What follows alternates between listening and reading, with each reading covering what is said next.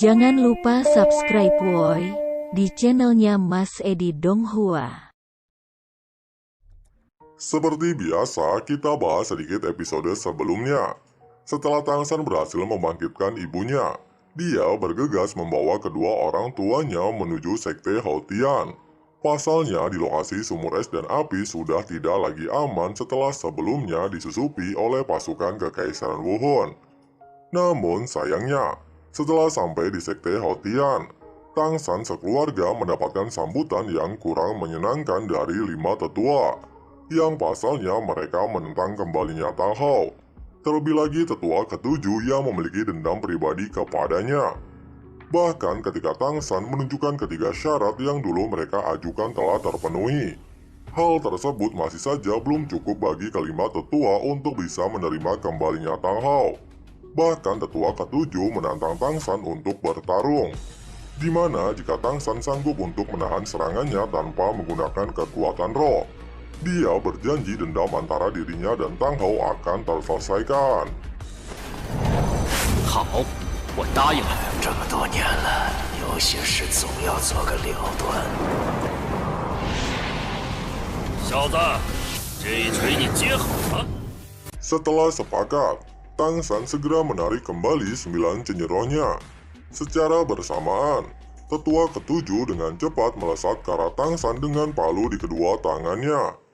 Menghadapi serangan dari seorang Fahao Dolo tanpa menggunakan kekuatan roh, Tangsan memilih untuk menggunakan tulang roh lengan kiri Erming demi memblokir serangan tetua ketujuh.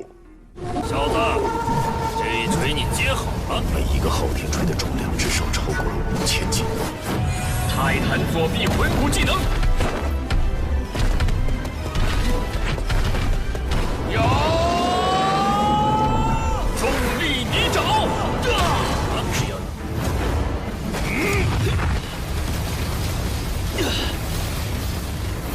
Ledakan keras bergema. Dalam ledakan secara mengejutkan, tetua ketujuh terlempar mundur beberapa meter sebelum kembali mendapatkan keseimbangannya. Sementara Tangsan masih berdiri tegak di posisinya.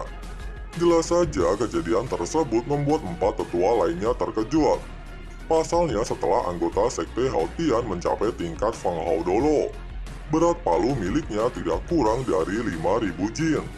Tapi siapa sangka, Tangsan mampu dengan mudah memblokir serangan tersebut tanpa menggunakan kekuatan roh. Pasca kejadian tersebut, Tangsan mengatakan bahwa mengalahkan tetua ketujuh masih belum bisa membuktikan apapun. Oleh sebab itu, dia ingin menantang kelima tetua sekaligus.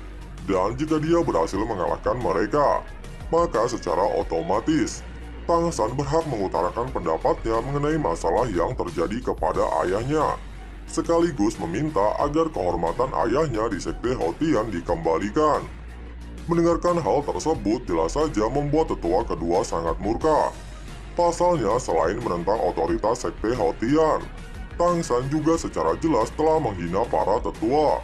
5 lawan 1, bukankah hal tersebut adalah penghinaan?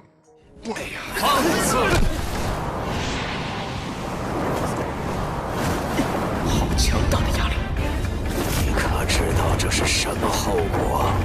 以及挑战长老堂的权威呢？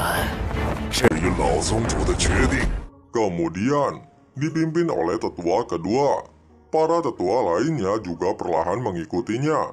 Disusul oleh tetua ketujuh juga bergabung dalam formasi mengambil posisi paling belakang. Pada saat yang sama, mereka merilis 9 cenyeroh mereka. Menghadapi 5 tetua yang perlahan mendekat ke arahnya dengan tekanan yang begitu dahsyat, ekspresi Tangsan juga perlahan berubah menjadi serius. Tanpa jeda, Tangsan akhirnya merilis 9 cenyerohnya. Dan pada saat yang sama, dia melepaskan domain biru perak yang seketika menyelimuti seluruh area tersebut. Menyadari hal itu, tetua kedua segera memerintahkan tetua lainnya untuk membentuk sebuah formasi gabungan, yang seketika sebuah bayangan palu biru raksasa muncul tepat di atas mereka dan menerobos domain biru perak Tangsan. Dijelaskan, teknik gabungan 5 tetua disebut palu mengguncang dunia, memiliki 2 kemampuan, bertahan dan menyerang. Menyadari bahwa domainnya berhasil dihancurkan oleh teknik gabungan tersebut, Tang San segera merilis kemampuan ke-8-nya Cermin Iblis Harimau Orca. Namun tepat pada saat Tang San merilis kemampuan tersebut, kelima tetua segera merubah formasi menyerang menjadi bertahan. Aura biru yang sebelumnya membentuk palu seketika berubah menyelimuti tubuh kelima tetua dan melindungi mereka dari efek pembekuan kemampuan Tang San. Menyadari hal tersebut, Tang San segera beralih dari Martial Soul pertama ke Martial Soul kedua, yang seketika palu Hotian muncul di hadapannya, serta bergegas mencoba untuk mematahkan pertahanan kelima tetua. 第8魂技，蓝云邪魔景之灭。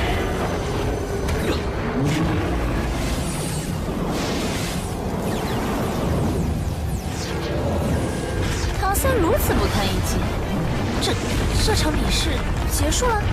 今天我们就一起挫一下你的锐气。 Melihat adegan tersebut, para murid sekte lainnya beranggapan bahwa Tang San akan segera dijatuhkan oleh formasi 5 tetua. Yang pasalnya, kekuatan gabungan dari 5 tetua tersebut dikatakan setara dengan teknik Great Samurai Hammer milik Tang Chen. Nah, jika kalian masih ingat, Great Samurai Hammer juga pernah digunakan oleh Tang Hao ketika menghadapi Xian Xunji, di mana teknik Great Samurai Hammer merupakan teknik pengorbanan Jinro untuk menggandakan kekuatan teknik Martial Soul, yang dimana setelah menggunakan teknik tersebut, Jinro yang dikorbankan akan pulih selama 3 hari.